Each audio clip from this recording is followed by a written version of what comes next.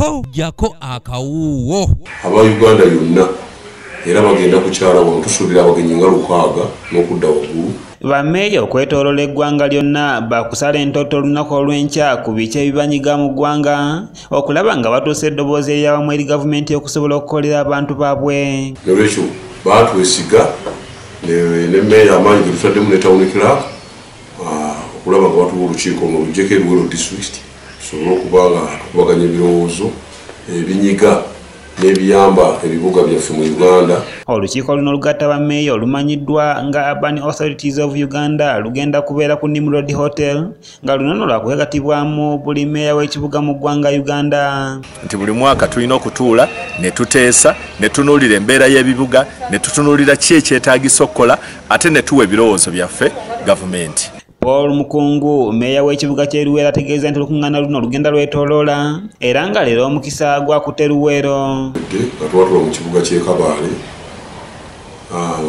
twasalawo nti olukiiko oluddako lugenda kutuula Luweero Town Council. Ono gwe mulundi ogusoose Town Council okusitinga oba okukyaza olukiiko olw'ekikula kino.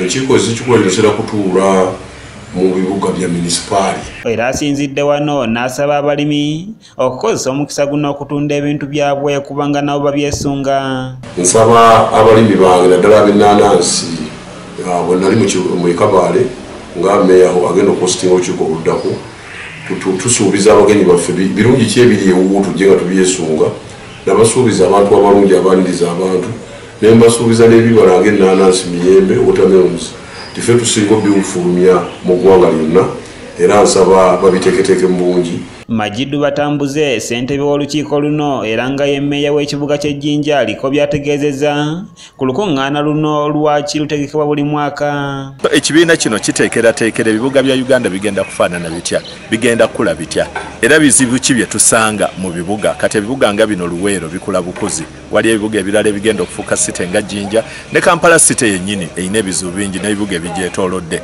So ekibiina kyaffe omulimu gwakyo nnamba emu kuteekerateekera bibuga.